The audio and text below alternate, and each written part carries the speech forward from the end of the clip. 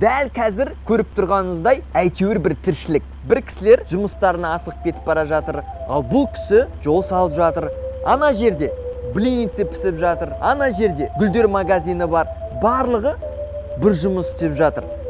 Бірақ ең басты нәрсе, егер де бұл блинницаға клиенттер келмесе, бұның кәсібі жүрмейді.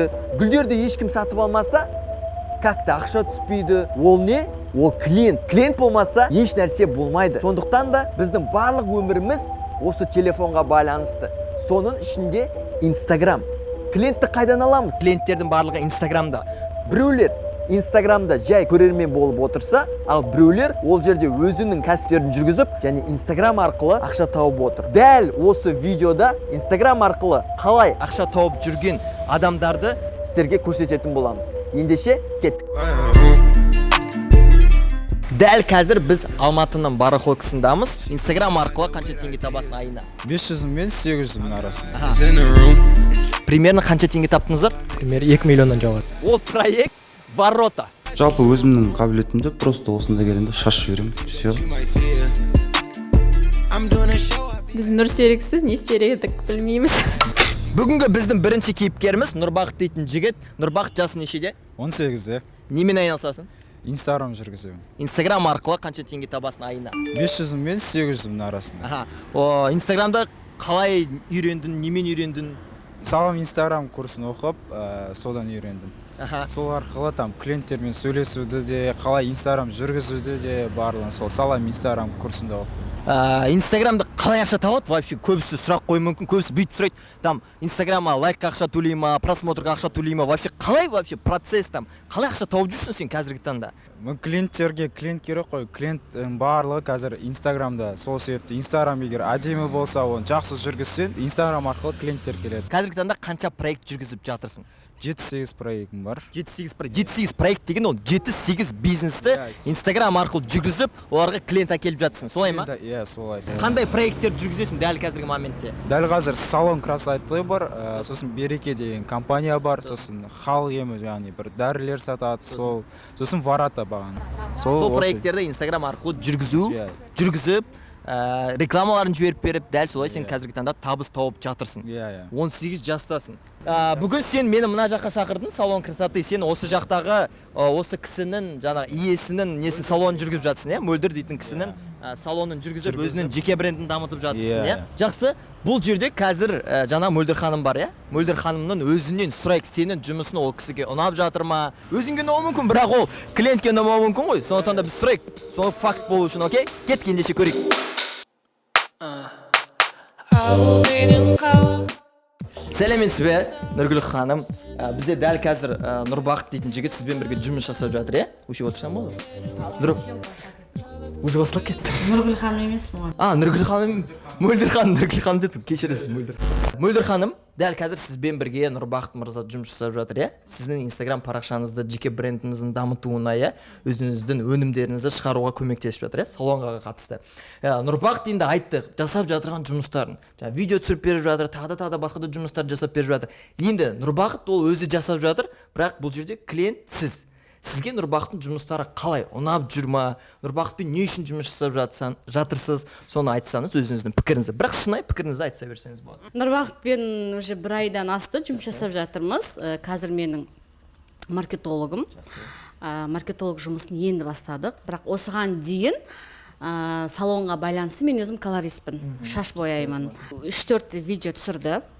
Шашқа байланысты, өте ұнады, маған мысал үшін. Сізге жұмыс істейді, сіз әрине оның жұмысын бересіз. Соған қалай келсіңіздер, сіз қанша теңге беруге дайынсыз? Егерде Нұрбақыт дальше жұмыс істейтін болса жақсы, оған тағы да бір партнерствоға ма немесе процент беріп дальше жұмыс жасауға дайынсыз ба? Егерде ол сапалы жұмысын орындайтын болса. Әрине дайынмын. Біз қазір данный момент Нұрбақытпен процентке келістік. Қанша процент? Потому что бұған да қызық болсын, маған да қызық болсын деген сияқты. Мен Нұрбақытқа шынымды айтсам 30-40% беруге дайынмын. Дайынсыз. Егер де жақсы жұмыс жасаса.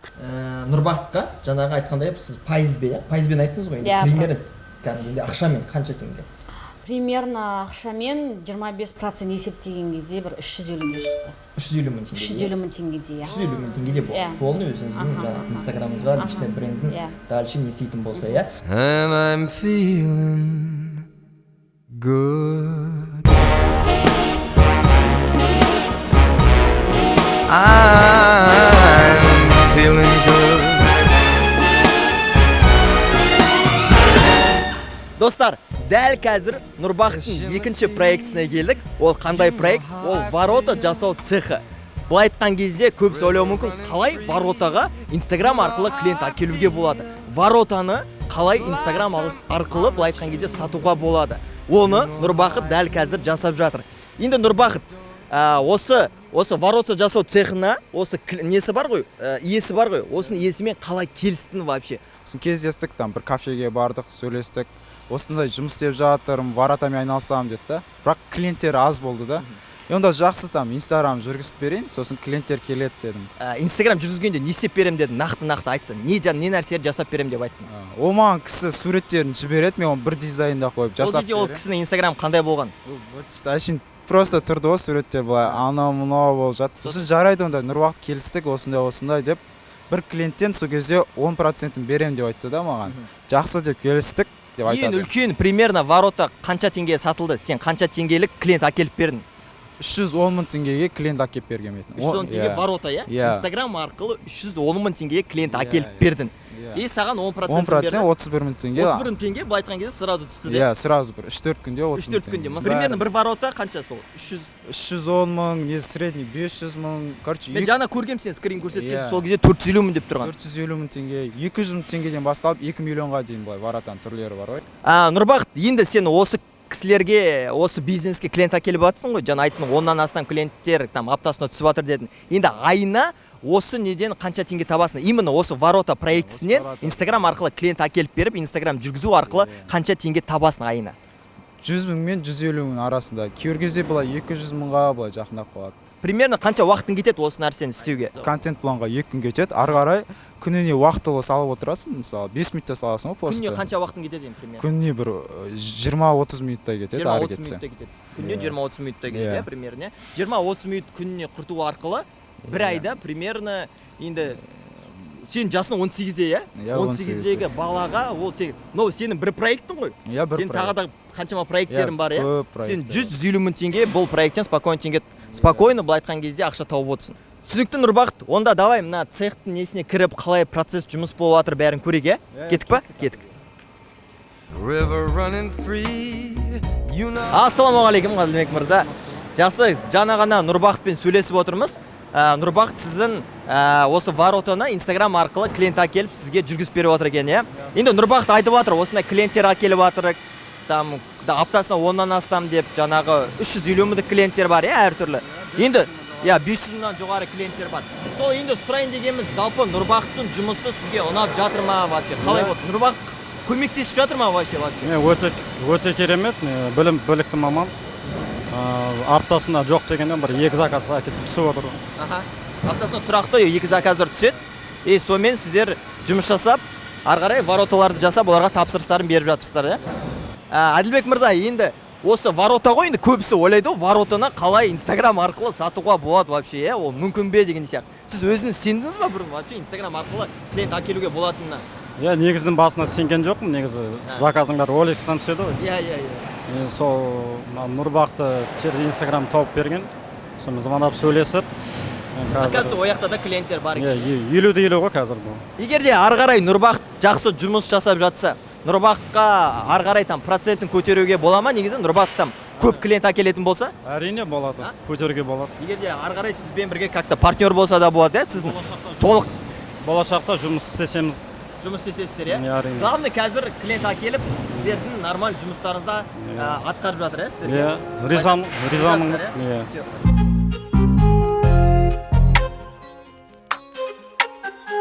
Достар, дәл қазір біз Алматының Бараход тұсындамыз. Эй, бері қара бұл қап-қара Шымкент көшедегі шара-бара барыға жетеді бізді шеттетеді, как будто шетелдей.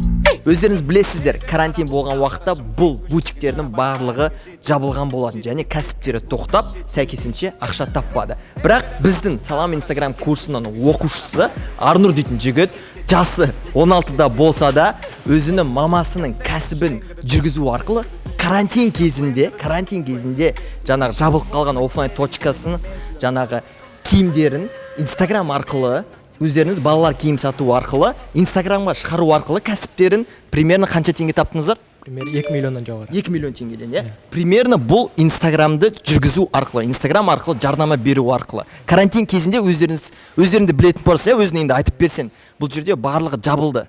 И сен сол моментте қандай состояниеде не істедіңіз? Қандай неде болдыңыздар? Білмеймін, не істеймін деп өздеріңіз ойладыңыздар? Жалпы басындағы 2 аптасы үйде отырдық, содан кейін бір нәрсе істеу керек болды. Сондықтан біз Салам Инстаграм курсын шыққаннан кейін, соны рекомендацияға шыққаннан кейін соны оқыдым және сол жерде таргетингті үйреніп, өзіміздің Инстаграм парақшамызға таргетинг жіберіп, содан оборот жақсы болды. Сендер оптовый саттыңдар, сендер балалар киіммен айналысасыздар. Сіздің давай кетіп бутикке барайық, онда бутиктен көрейік сол жерде. Эй, бері қара бұл қап-қара Шымкент көшедегі шара-бара барыға жетеді бізді шеттетеді, как будто шетелдей. Примерно сен қанша клиент алып келдің? Жаңа айттың 2 миллион теңге дедің. Сол 2 миллион теңге ол қанша клиент алып келдің? Қанша адам сендерден оптовый нәрсе сатып алды? Сол Инстаграм арқылы қанша клиент келді? Примерно 25-30 адамдай келді. Бізде наурыз айында бәрі карантин болған кезде бұл бутиктердің бәрі жабылды ғой. Примерно жаңа 200 бутик бар дедің. Примерно соның примерно емес, вообще там 90% жаңағындай үйлерінде отырды. Иә? Сендер жұмыс істедіңдер. Ол кісілер сендердің табыстарыңды көрген кезде, мысалы, сендер сөйлесетін шығарсыңдар сол бутиктермен, иә, примерно не ойлады олар, не деп, білмеймін, не деп айтты, мысалы, бізге де Инстаграм маркетологтарды керек деп айтты ма, немесе қандай өздерінің пікірлерін айтты ма, не істеді? Особо ешкім серьез қабылдаған жоқ бұл жерде. Инстаграмды қатты мойындамайды әлі. Мойындамайды, иә? Әлі сол офлайн точкада отырып сата берсек деп ойлайды шығар, типа Инстаграмнан клиент келмейді деп, иә, олар, иә, примерно сөйтіп ойлай ма? Енді сендер табыс тауып отырсыңдар, примерно көріп отыр ол кісілер, қастарында адам бар шығар. Енді олар жайлап түсініп жатыр, оларға Инстаграм маркетолог керегіне. Енді ол кісілер сол маркетологтарға, жаңа Инстаграм маркетологтарға қанша теңге төлеуге дайын? Қалай ойлайсың? 150 мыңнан жоғары төлейді. 150 мыңнан жоғары без проблем төлейді, иә? Егерде дұрыстап Инстаграм жүргізіп беретін болса, сен сияқты жаңа клиентін тауып беретін болса, иә, мысалы? Солай. Менің бәрі сұрайды, неге көп ұқтайды, айғайлайды, көп ойлайды, every day and every night. Шыны керек, неге халыққа бұл өнерім ұнайды, бірақ неге менің армандарым асықпайды. Достар, келесі Инстаграм арқылы табыс тауып отырған 18 жастағы Нұрсерік деген жігітке келдік. Нұрсерік, қалай жағдай? Қалың қалай? Дәл қазір қандай проекттерді жүргізіп жатсың осы Инстаграмда? Дәл қазір Инстаграммен бірінші стоматология, бұл Зото клиник деп аталады. Ал екінші проект бұл достық тент және біраз блогерлермен видео контент бойынша жұмыс жасап жатырмыз. Примерно айына қанша теңге тауып жатсың осы общий барлық жұмысыңды қосқан кезде осы Инстаграм бойынша? Тиын тебен әр жақтан түсетін санаса, Құдайға шүкір 200-де шығып қалады. Жалпы осы Инстаграм арқылы табыс табуды бұл білімді қайдан алдың вообще? Бұл білімді ең алғашқы оқыған курсым Салам Инстаграмнан көзімді ашқан болатын. Сол білімдерді шынайы практика жүзінде қолданып, дәл қазір сондай табыстарды тауып отырсың, иә? Дәл қазір біз Зото стоматологиясына келіп тұрық, давайте енді сол жерден енді сенің жұмысын бөлек. Ол жұмыс әрине кімге ұнау керек қой, сол клиентке өзіне ұнау керек, иә. Сондықтан да сол клиенттің өзінен сұрайық, қалай болып жатыр, сіздің жұмыс ұнап жатыр ма екен, окей? Все, кеттік. Бізде күнде жиын, күнде той. Достар, дәл қазір Нұрсеріктің жүргізіп жатырған жаңа стоматологиялық центрдің бұл кісі иесі. Енді Нұрсерік жаңа бізге айтты, қандай қызметтер көрсетіп жатырған, не? Енді сол иесінің өзінен сұрайық, Нұрсеріктің жұмысы ол кісіге ұнап жатыр ма, және қандай пайдасын тигізіп жатыр, өзінің пікірін айтатын болса. Нұрсерік бізге өте қатты көмек жасады. Себебі басында бізде видеографондай болған жоқ. Неден бастарымызды білмейтінбіз. Нұрсерік келіп өзі четкий план қойып, контент план жасап, бір айдың контент планын өзі құрып кетеді. Маған согласовать етеді. Жақсы, енді сол мысалы жүргізген заттар арқылы, жаңа түсірген видеолар арқылы қанша пайызға сіздердің клиенттеріңіз өсті? Сол арқылы клиенттер келді ме? Әрине соның жүргізген видеолардың арқасында бізге пациенттер сене бастаған соң бізге уже жазылып бізге пациенттердің потогы көбейе бастады. Сізге енді ең бастысы клиент қой. Ең бастысы сіздерге клиент келіп жатыр, иә? Сол жұмыстар. Намного больше 4-5 есе көбірек келеді видеоның арқасында. Біз Нұрсеріксіз не істер едік білмейміз. Динара ханым, егер де Нұрсерік ары қарай енді сіздің неңіз ғой, компанияңыз ғой, ары қарай сіздің компанияңызда толық осы маркетингті жүргізіп, ары қарай мықты нәтиже көрсетіп жатса, Нұрсерікке былай айтқан кезде осы өзіңіздің жаңағы партнерлық дейді ғой, ұсынысыңызды білдіре алатын бедіңіз. Иә, әрине, себебі оның да жұмысы осы жерде ең важный этаптың бірі. Біз маркетингке клиент жоқ, өзіңіз білесіз ғой. Бірінші уровень маркетинг, соны привлекать ететін адам ол бізде Нұрсерік. Дайынсыз, иә? Қанша пайыз? Қанша пайыз, мысалы өзіңіздің партнерство, өзі компанияның долясын беруге дайынсыз примерно? Жаңа рынокты неткенде, примерно анализ жасағанда маркетологтарға где-то 5%-дан 10%-ға дейін беріледі екен. Енді сол жаңағы 5-10% деп айттық қой, примерно өзіңіздің компанияңыздан сол 5-10% теңгемен есептеген кезде қанша болады, қанша теңге болады примерно? Нұрсерікке алатын өзінің суммасы примерно. 300-400 мыңға барады. 300-400 мыңға барады. Бастап барады. Ары қарай ол, конечно, өсе береді. Миллионға дейін де барады. Да, барады. Короче, потолок жоқ.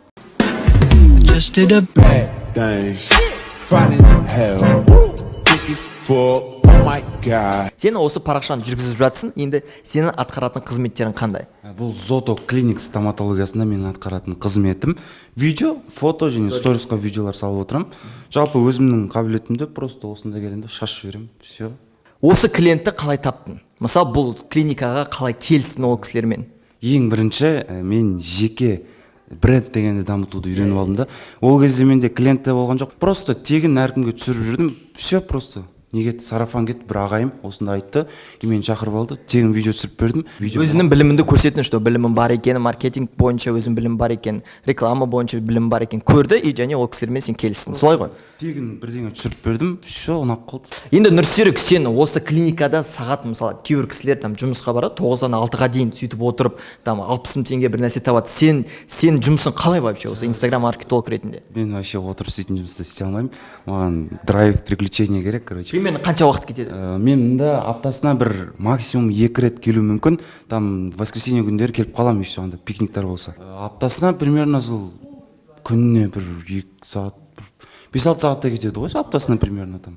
Айына примерно 20 сағатыңды кетіріп, примерно 100 мыңнан жоғары табыс тауып жүрсің, иә, солай ғой? Иә, 100-ден де көп. 100-ден де көп, иә, 100-ден көп тауып. Кейбір кісілер енді білмеймін, өкінішке қарай 9-дан 6-ға дейін, білмеймін, кейбір кісілер енді қатты айтпайтын шығар, бірақ охранада отырып 50 мың теңге алады, иә, мысалы, кейбір жастарды көрген кезде. Сен жасың 18-де болып, осы заманауи білімнің арқасында, плюс өзің свободныйсың, плюс өзің жұмыстармен айналысасың, и плюс сәйкесінше осылай табыс тауып отырсың. Солай ғой? Солай, өте солай. Қазір охрана мен жастағылар істейтіндер түсінбеймін, кәдімгі бірдеңе оқып алсаңдар жеңіл келеді.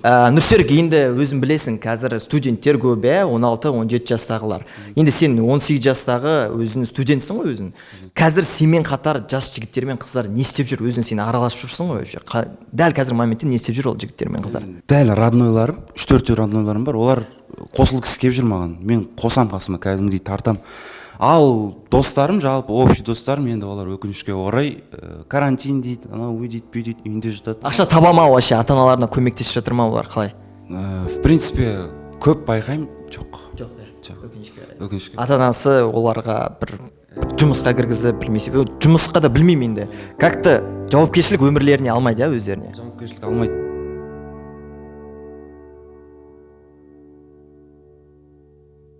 Достар, осымен біздің видеомыз соңына таяды. Негізгі бұл видеоның мақсаты жастарға Instagram арқылы табыс табуға мүмкіншілік бар екенін көрсету. Бүгінгі видеода сіз әртүрлі кейіпкерлерді көрдіңіздер, иә? Біреуі 16 жаста, біреуі 18 жаста, иә? Instagram бұл біздің өміріміздің какты бөлігі. Бұл жерде біреулер жай көрермен болып отыр, лайк басып, комментарий жазып дегендей. Ал біреулері бұл Instagramды ақшаға айналдырып отыр. Бұл айтқан кезде қолданушыға айналып отыр. Сондықтан да бұл видеодан сіз әртүрлі кейіпкерлерді көріп, ол кісілерден сіз шабыттанып, сіздің көзіңіз жетті деген ойдамын. Заманауи білімді игеріп, осы арқылы табыс табу мүмкін екенін көрсеткіміз келеді. Негізгі бұл видеоның да мақсаты сол болды. Сондықтан да айналаңда көптеген мүмкіндіктер бар. Қазір былай айтқан кезде барлығы Инстаграмға көшті. Барлығы әлеуметтік желіде, біздің өміріміз әлеуметтік желіде. Компаниялардың барлығы осы Қазақстанда Инстаграмда 500 мыңға жоқ бизнес страница бар. Барлығына Инстаграм маркетологтар керек. Сондықтан да бұл заманауи құралды меңгеру арқылы ары қарай сенде жақсы табыс табуға үлкен мүмкіншіліктер бар. Просто жай ғана не керек? Әрине, оған білім керек. Оған алғашқы бір капитал қажеті жоқ, оған тек қана білім. Просто сіздерге айтқым келетіні заманауи жаңа білімдерді игеріп, өздеріңізді табыстарыңызды тауып, ата-аналарыңызға көмектесіп, өздеріңіздің жағдайларыңызды жасағандарыңызды мен қалаймын. Жаңағы біздің кейіпкерлеріміз, ол менің студенттерім негізінде. Менің Салам Инстаграм курсында оқып шыққан студенттеріміз, ол кісілер, сол жастар маған үлкен мотивация береді, үлкен энергия береді. Себебі осыған деген жасаған біздің проекттеріміздің басты мақсаты жастарға заманауи білімді беріп, олардың табыс табуына септігімізді тигізу. Біздің жалпы осы білім беру саласында жүргенімізге. Енді сол заманауи білімді меңгерем және өз мүмкіншілігімді жібермеймін. Бұл айтқан кезде заманға сай білімді алам дейтін адамға біздің есігіміз ашық. Всегда просто мына нәрсені айтайын дегем, ол жаңағы жас балдардың жасап отырған нәрсені сверхъестественный нәрсе емес. Просто қарапайым Инстаграмды сапалы жүргізуді үйренді, и сол арқылы олар табыстарын тауып жатыр. Ол нәрсені сен де жасай аласың. Ертең дейтін нәрсе жоқ. Ертең дейтін ол белгісіз бір иллюзия. Біз көбіміз ертең деп жүріп, өзіміздің болашағымызды жоғалтып аламыз да, ертең жасаймын, ертең істеймін деген сияқты. Сондықтан да дәл қазіргі сәт бар, дәл қазір өзіңді дамытпасам, кеш болады. Сенің өмірің қабылдаған шешіміңге байланысты. Сондықтан да сен дұрыс шешім қабылдайсың деп ойлаймын. Сені бұйырса осы Салам Инстаграм курсында күтемін. Осы білімдерді алып, өзінің табысыңды табасың деген ойдамын. Осымен біздің видеомыз аяқталды. Рахмет қарағанға. Рахмет, сау бол. Егер де осы видео ұнаса, лайк басып, комментария жазып, өзіңнің достарыңға жібер. Рахмет, сау бол.